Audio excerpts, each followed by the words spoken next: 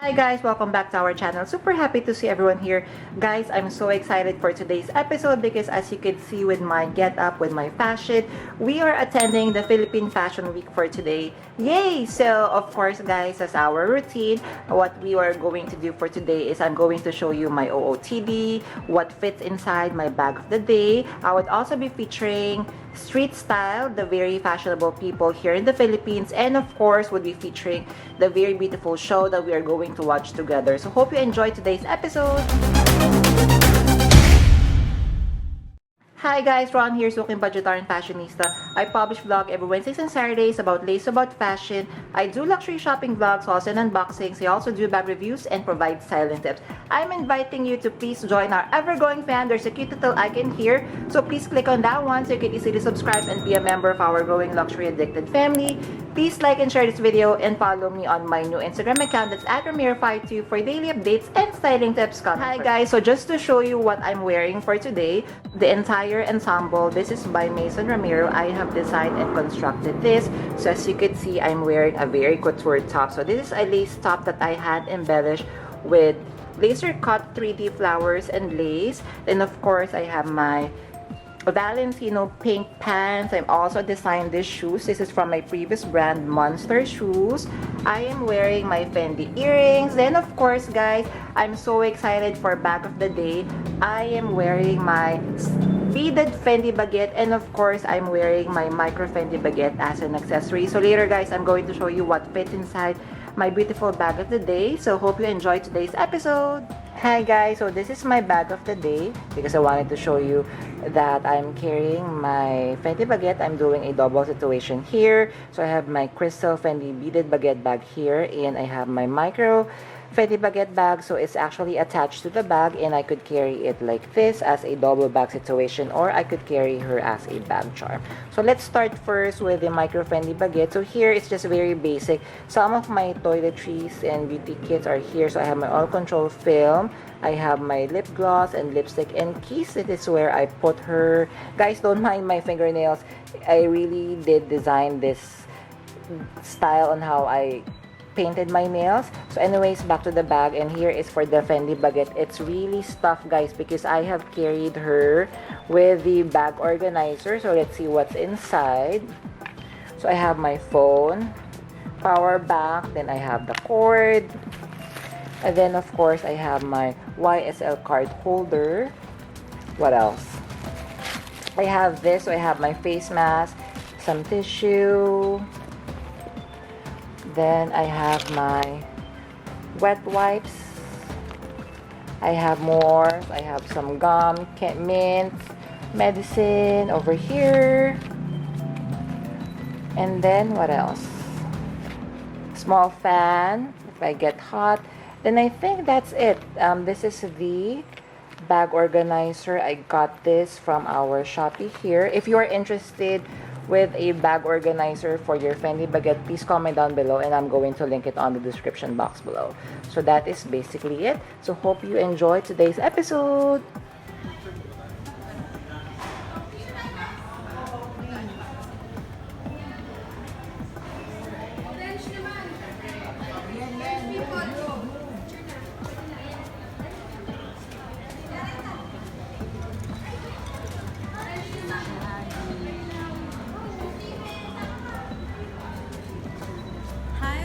To Ramiro Thank you. Cheers.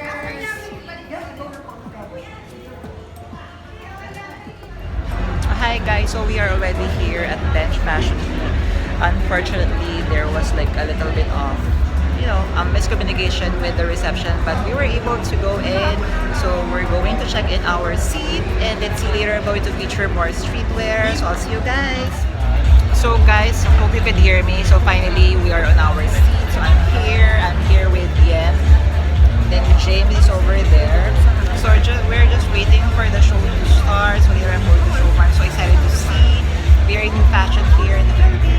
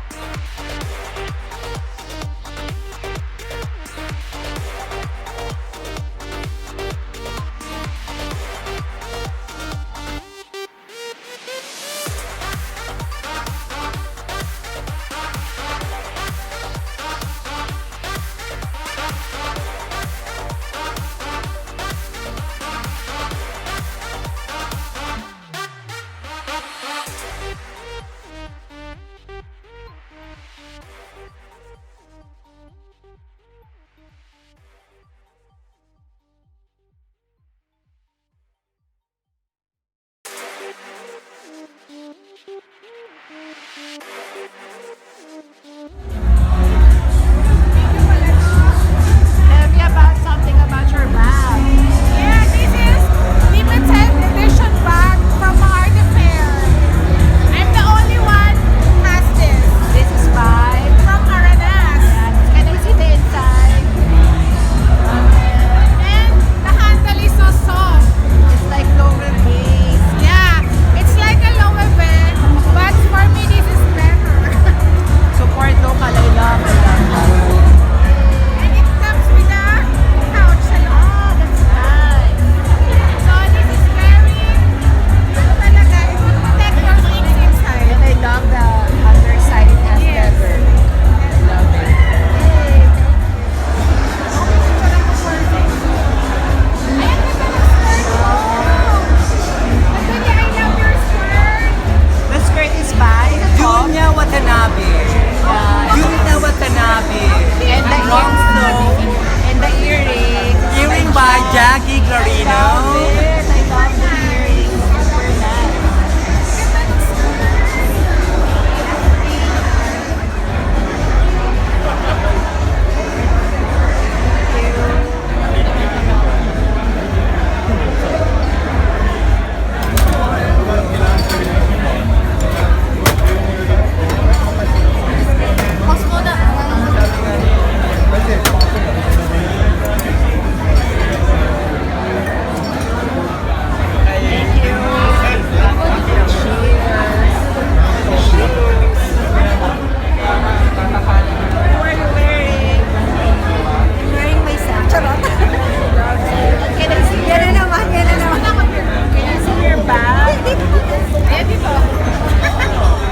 How about your bag? Very special one. I love it. Thank you. Love it. You're correct. Turn around. Yes.